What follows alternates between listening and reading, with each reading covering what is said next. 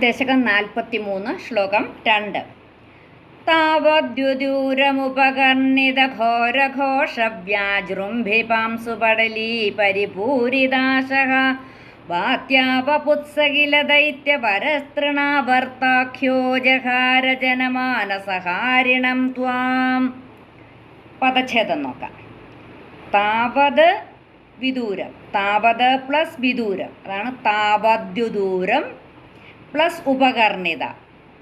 താവദ്യുദൂരമുപകർണിത ഘോര ഘോഷ, താവദ്യുദൂരമുപകർണിത ഘോരഘോഷ വ്യാജൃംഭി പാംസു പടലീ പരിപൂരിത ആശഃ.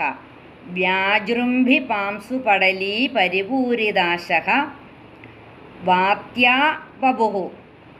വാത്യാവപുഃ സഹ കില. വാത്യാവപുത്സ കില ദൈത്യവര, വരഹ ദൈത്യവരഹ plus തൃണാവർത്ത, ദൈത്യവരസ്തൃണാവർത്ത, ദൈത്യവരഹ plus തൃണാവർത്ത, ദൈത്യവരസ്തൃണാവർത്ത ആഖ്യഃ ജഹാര ജനമാനസഹാരിണം ത്വാം.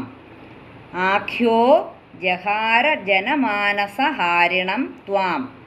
ഇതിൽ മൂന്നാമത്തെ വരിയിൽ വാത്യാവപുത്സകില ദൈത്യവരസ്തൃണാവർ താഖ്യോ, താഖ്യോ എന്നാണ് നാലാമത്തെ വരി തുടങ്ങുന്നത്. അപ്പോൾ തൃണാവർത്ത പ്ലസ് ആഖ്യോ ആണ് തൃണാവർത്താഖ്യോ. അപ്പം അതിൻ്റെ താഖ്യോ ഇപ്പുറത്താണ് കിടക്കുന്നത്, താഴത്തെ വരിയിലാണ്. അപ്പോൾ തൃണാവർ എന്ന് പറഞ്ഞ് നിർത്താതെ അതങ്ങ് ചേർത്ത് വായിക്കണം, തൃണാവർത്താഖ്യോ.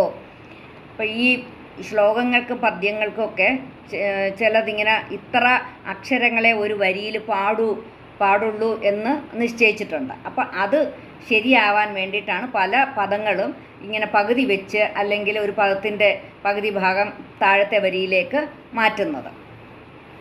അപ്പം വാത്യാപപുത്സകില ദൈത്യവരസ്തൃണാവർത്താഖ്യോ ജഹാര ജനമാനസഹാരിണം ത്വാം.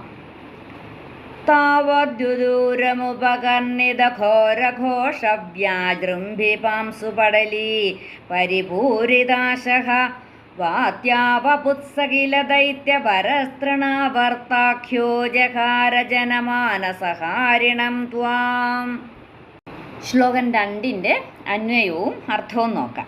ഈ ശ്ലോകം 2 തൃണാവർത്താസുരൻ കൊടുങ്കാറ്റായിട്ട് വന്ന് ഭഗവാനെ അപഹരിക്കുന്നു. അന്വയം: താവത് വിദൂരം ഉപകർണിത ഘോരഘോഷ വ്യാജൃംഭി പാംസു പടലീ പരിപൂരിതാശഃ വാത്യാവപുഃ തൃണാവർത്താഖ്യഃ സഹ കില ദൈത്യവരഃ ജനമാനസഹാരിണം ത്വാം ജഹാര. താവത് അപ്പോൾ, എപ്പോൾ?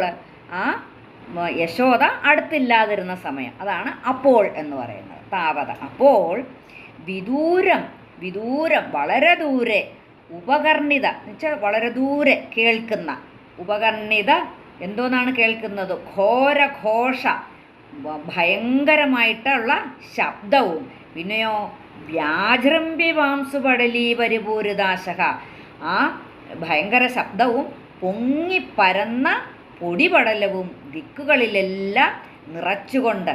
അപ്പോൾ ഈ കൊടുങ്കാറ്റ് വരുന്ന സമയത്ത് അതിങ്ങനെ വട്ടത്തിൽ, ചുഴലിക്കാറ്റല്ലേ, കറങ്ങി അടിച്ച് പൊടിയെല്ലാം ആകാശത്തിൽ പരത്തിക്കൊണ്ടാണല്ലോ കൊടുങ്കാറ്റ് വരുന്നത്. അപ്പോൾ ആ വളരെ ദൂരെന്ന ഒരു വലിയ ശബ്ദത്തോടു കൂടിയാണ് ഈ കൊടുങ്കാറ്റ് വരുന്നത്. ആ കൊടുങ്കാറ്റിന് ഭയങ്കര ശബ്ദമായിരുന്നു. അത് പൊങ്ങിപ്പരന്ന പൊടിപടലമുണ്ട്.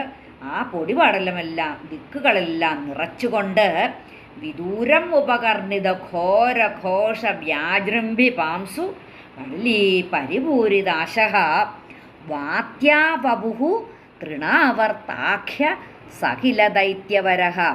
വാത്യാവപുഃ, വാത്യാവപുഃ എന്ന് പറഞ്ഞാൽ ചുഴലിക്കാറ്റിൻ്റെ രൂപത്തിൽ, ചുഴലിക്കാറ്റിൻ്റെ ആ വപു എന്ന് പറഞ്ഞാൽ രൂപം, ശരീരം. ആ വാത്യാവപുഃ ചുഴലിക്കാറ്റിൻ്റെ രൂപത്തിൽ വന്ന് തൃണാവർത്ത ആഖ്യഃ, തൃണാവർത്താഖ്യഃ തൃണാവർത്തൻ എന്ന് പേരുള്ള സഹ കില ദൈത്യവരഃ ആ പ്രസിദ്ധനായ അസുരവീരൻ. അപ്പോൾ ആ ചുഴലിക്കാറ്റിൻ്റെ രൂപത്തിൽ വന്നതാരാണ്?